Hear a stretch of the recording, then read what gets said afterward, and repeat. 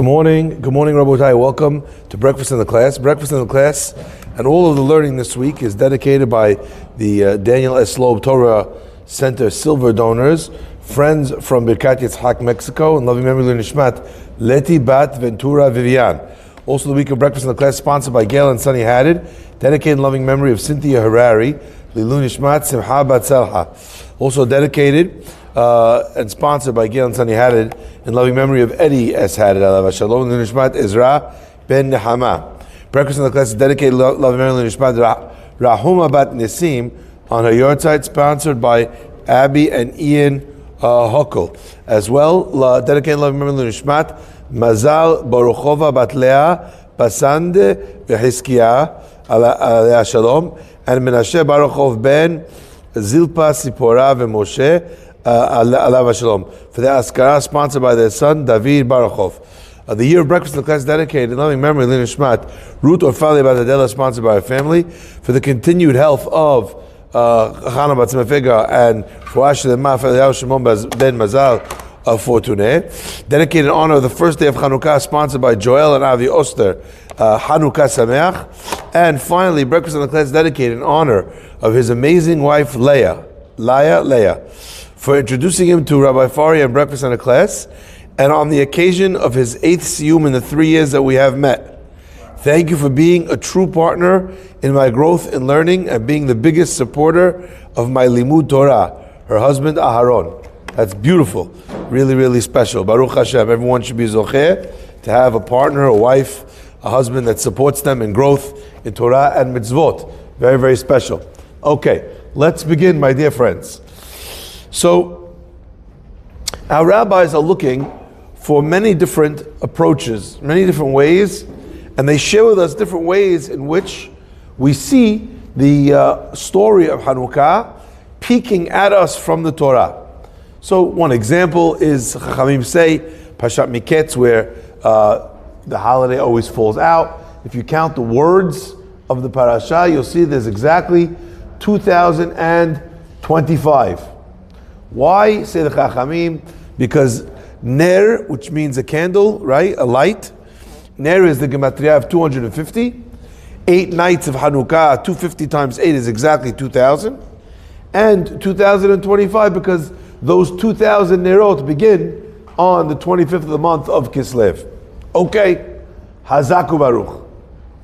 Now what? Sometimes I'm trying to figure out why we're so busy trying to find these things in the Torah. What's the point? Are we trying to illustrate that there's some connection between the parasha and the holiday? Is that the point? Right? It was Miket Shenatayim. What do we learn from here? Ketz Sam Lachoshech. That God placed an end to the darkness. What does an end to the darkness mean? The Midrash says that each one of the Galuyot, okay, is represented by a different terminology in the beginning of the Torah. Rabbi Shimon ben Lakish Petar Karyabik de Begaluyot. He explained the pasuk with regards to the 4 exiles. V'ha'aretz hayeta tohu ze galut Bavel. Tohu is the galut of Bavel, of Babylonia. Shnei Amar Ra'iti et ha'aretz v'hinei tohu vavo. That's the pasuk in Yirmiyah. Doc, did you donate a Yirmiyah upstairs? Which books did you? Okay, so if anyone needs Mikraot Gedolot of Nach, unless it's been taken already, we're quoting for you a pasuk Yirmiyah. You have Mikraot Gedolot upstairs. You could have it for free. It's in perfect condition. New from my father, actually. Now Mikraot Gedolot. We should all be zocheh, not that our books are in perfect condition, but that we're in perfect condition. We should be zocheh to drive the books to tatters and to stay in perfect condition because of everything we learned from them. Ze galut madai. So what does vavohu mean?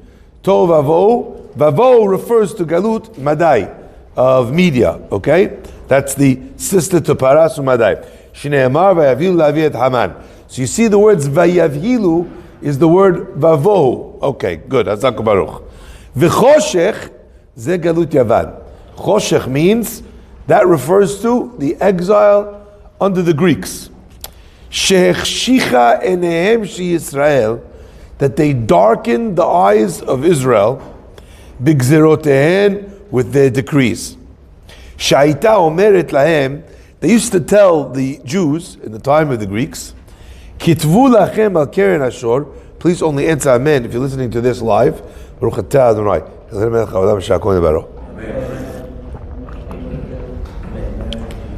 They would tell the people, the Jews, kitvu lachem, write for yourself, al keren ashor, on the horn of the ox, she'en lahem chelek, en lachem chelek ve'elokei Yisrael, that you have no portion in the Jewish God. Now, the end of this midrash says, and what's al penei tehom, the end of that sentence? Zeh galut mamlechet harish'ah she'en lahem cheker. What is this chosh al penei tehom, the bottomless deep? Okay, that refers to the galut that we're in now. En lahem cheker, it doesn't seem like there's an end to it. It goes on and on and on and on. In comparison to the other galuyot were very, very short.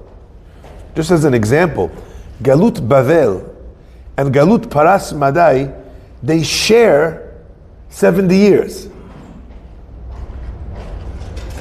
So I'm soon to be 47. Okay? 35 and 35 is 70.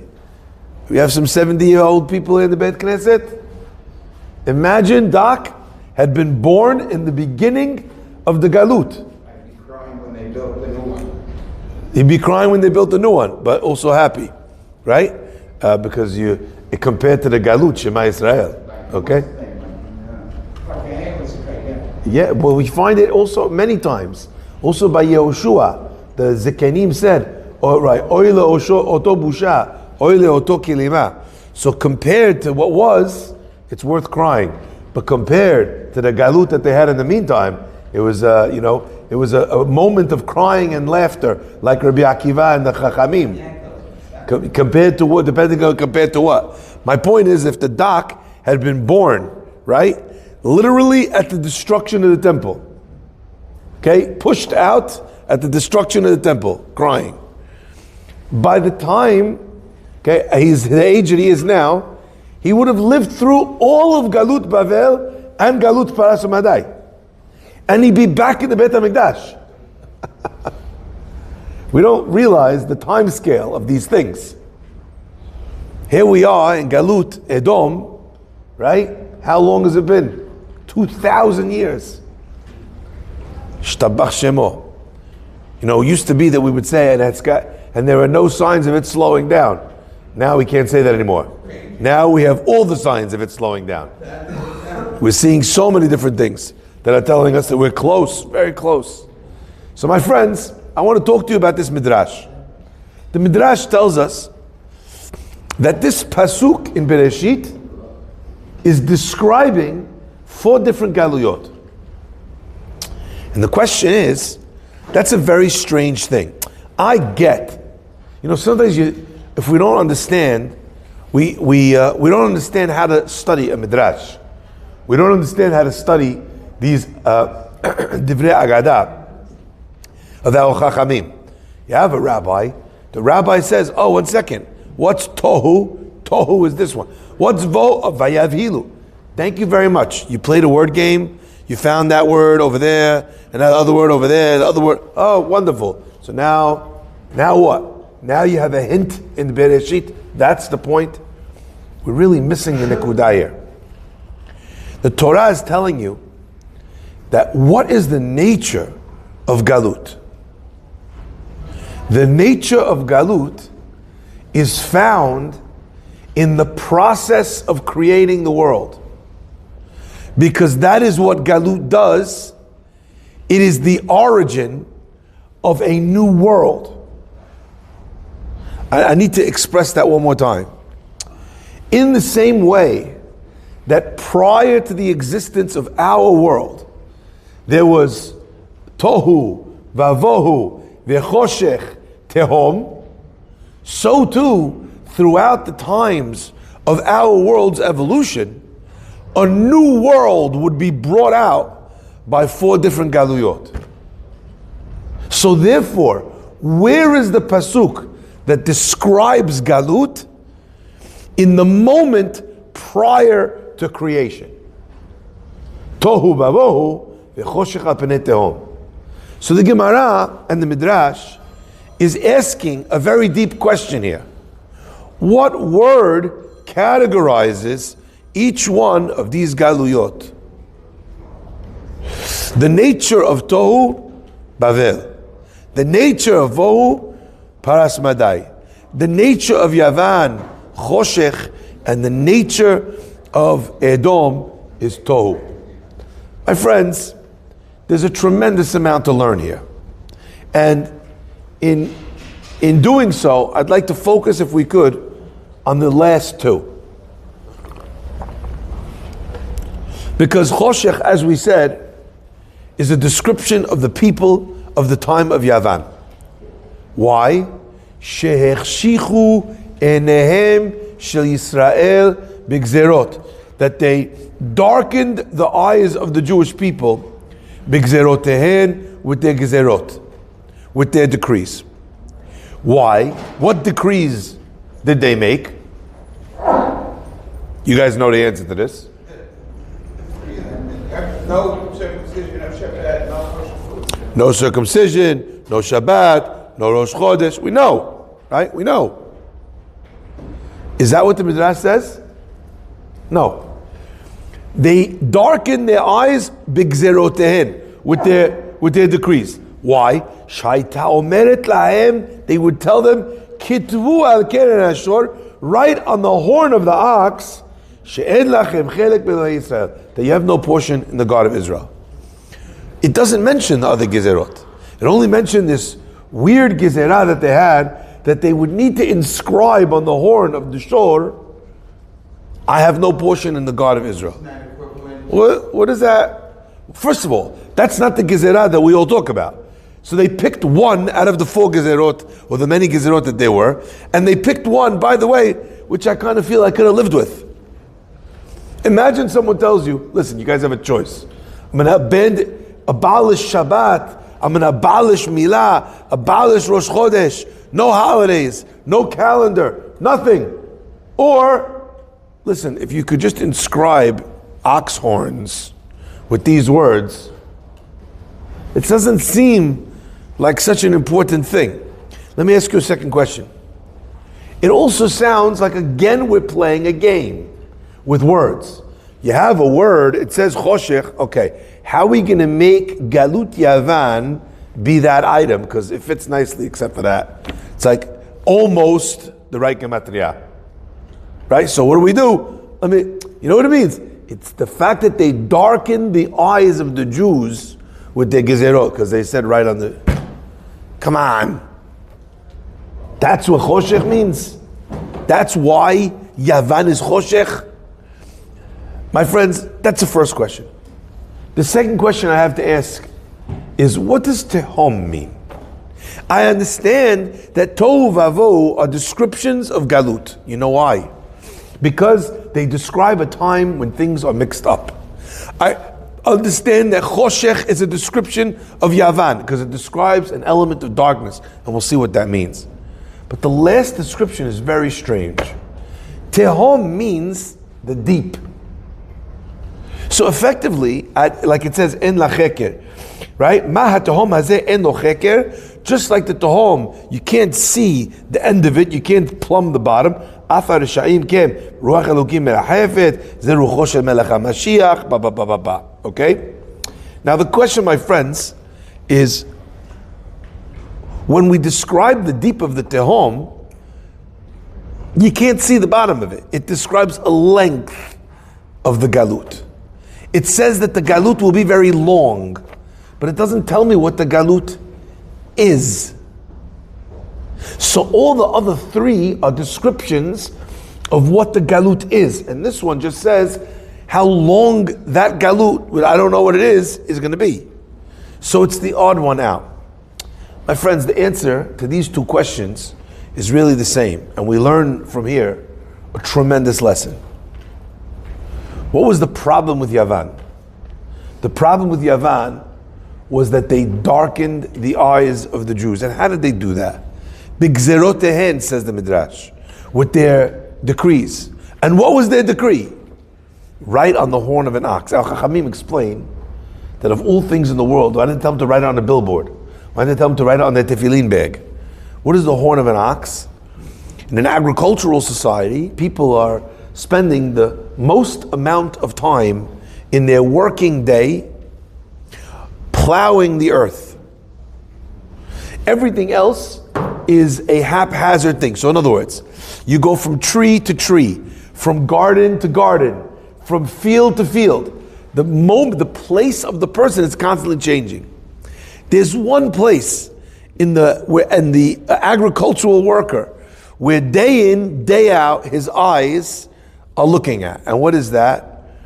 When he's on his plow and the horn of his ox is pulling the yoke in front of his face, there's one place where a message would be ever present, and that was Al Keren Hashor.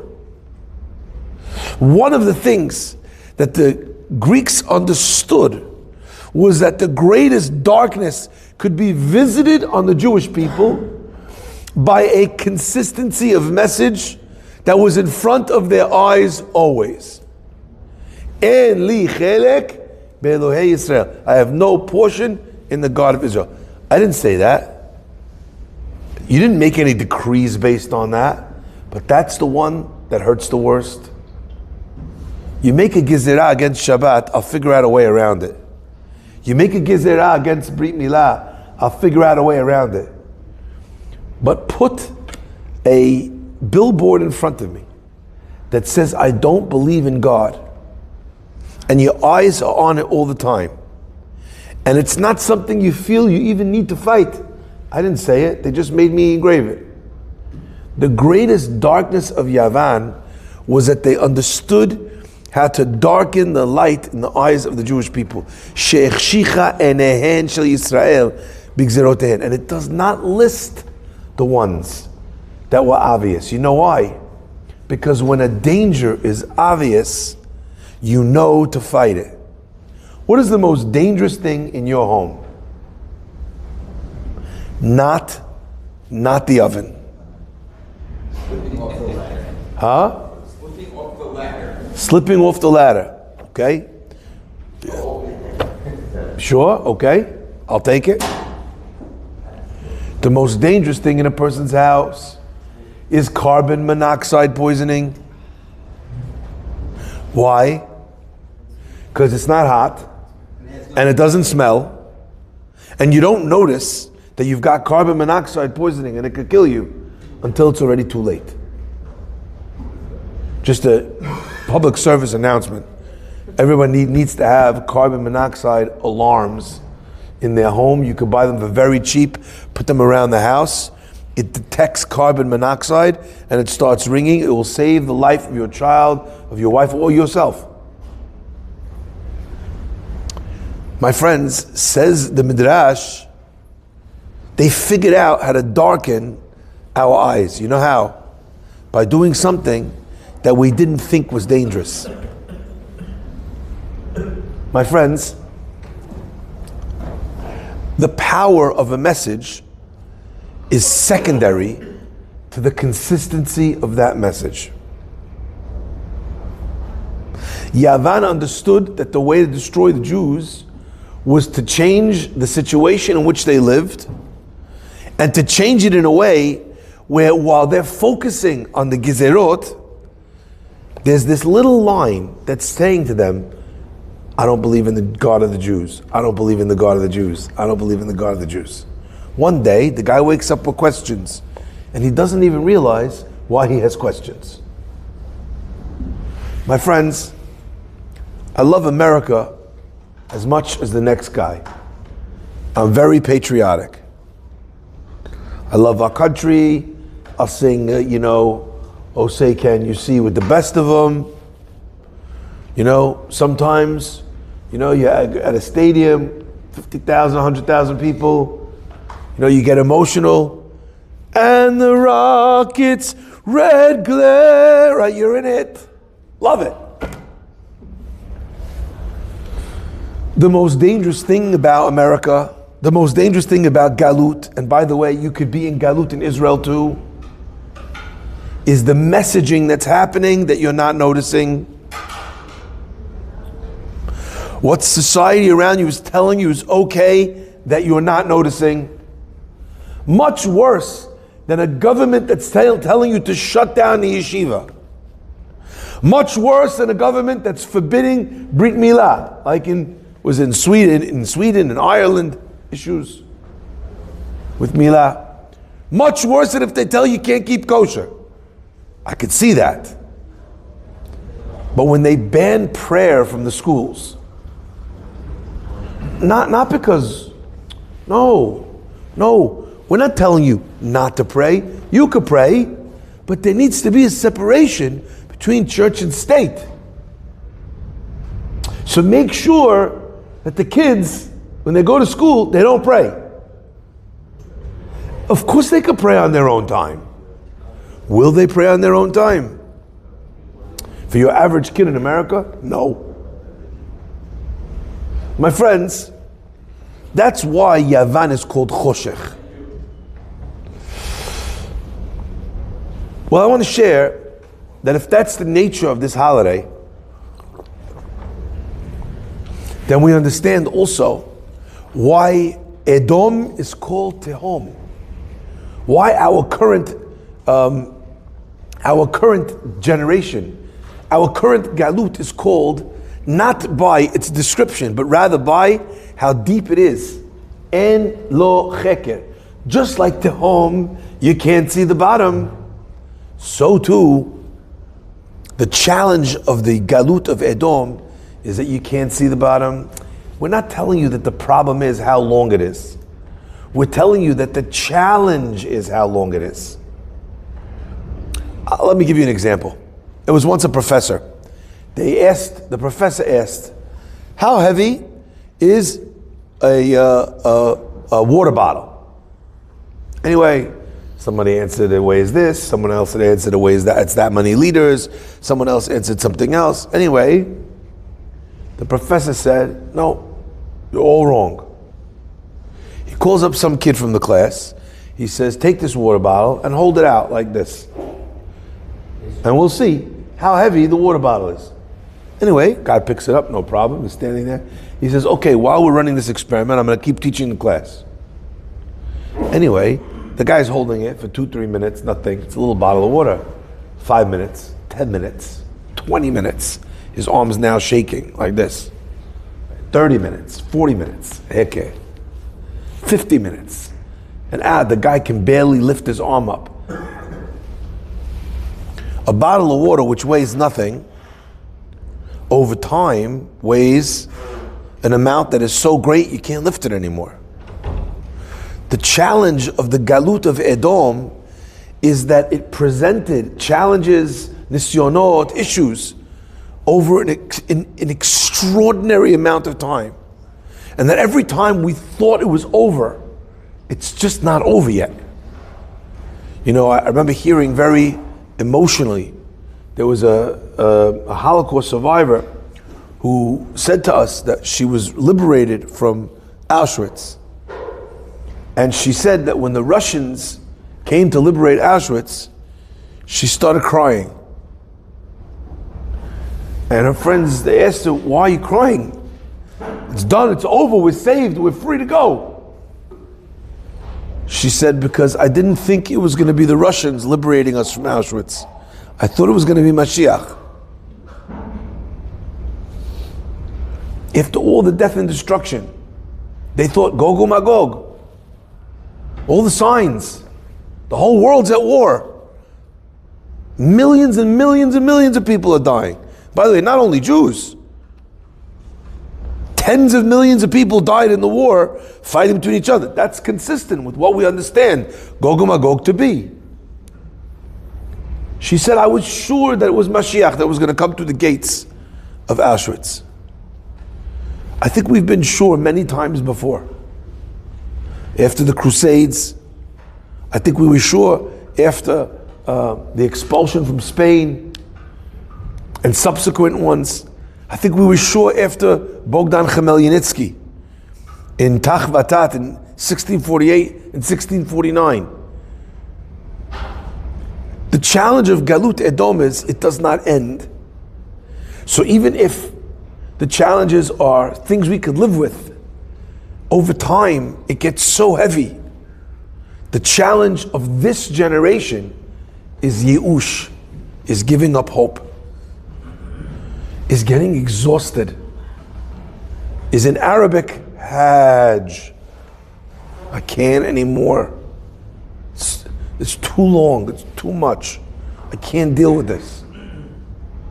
Each galut, dichet, has its own expression, its own challenge. The reason why I'm sharing this is because whatever the challenge is, the answer to the challenge is the inverse of that thing. Is that clear? So I asked you a question. Why does it tell me about the galut? Why does it hint it to me in Bereshit? And I gave you the answer then, that just as Tohu, Vohu, Choshech, Tehom are in the world pre-existence, so too does every galut predate a new world, the creation of a new olam. So that's why it's hinted right there. Says the end of the Midrash, Viruach Elohim merachefet, and the Spirit of God is floating, hovering. Zerucho shel Melech HaMashiach. This is the spirit of the King Messiah who's anointed.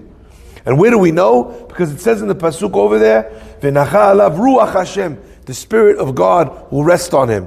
Why else do we call it Ruach Elokim? It says, V'haricho, and I will, God says, and I will endow him with the spirit of smell, that Mashiach will be able to know who's right and who's wrong in a court case, just by smelling the people. I mean, it's going to be an awkward experience in Beit Din, but still. So, what's the answer? The answer is Mashiach to all the Galuyot. And what's the zechut? Hamerachefet apnei hamayim. B'zchut ha-teshuvah shenimshela lamayim. In the merit of the teshuvah, which is compared to water. That's what the Midrash says. My friends, teshuvah is compared to water. For those of you who study Torah, what do we describe as compared to water all over Torah? Torah. En ma'im ela Torah. You're right, Parnasah too. It symbolizes in the physical world, or in our tefillot. But en ma'im ela Torah. So why is the Midrash saying in the zechut of teshuvah? My friends, I want you to listen carefully. Why is it telling you that the answer is Ruach Elohim merachefet al pnei hamayim, that refers to Mashiach? For every galut is a Mashiach. No doubt. That wasn't the final Mashiach, but for every galut there's a Mashiach. Someone that's anointed, someone that's set aside to break that galut. The very first galut in Mitzrayim, the mama of all the galuyot, who was the Mashuach? Who was the Mashuach, the Mashiach? Moshe Rabbeinu. Clear. Right? Who was the Mashiach, if you will, when it comes to galut Paras Umadai? One might imagine Mordechai. Others might say, no, Ezra Nehemiah.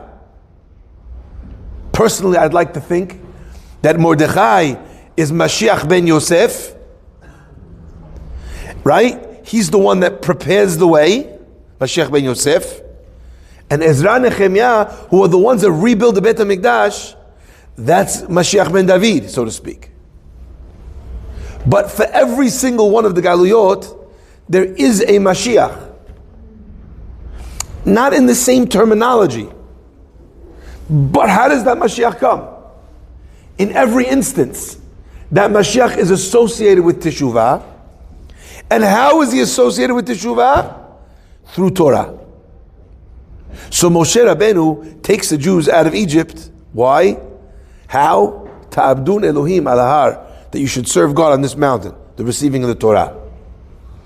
Mordechai achieves the process of teshuvah with the people. They all do teshuvah, But what does it tell us? All that teshuvah happens through Kiyemu v'kibelu. They received the Torah again. Wild. The Torah by Egypt is Torah shebichtav. The Torah in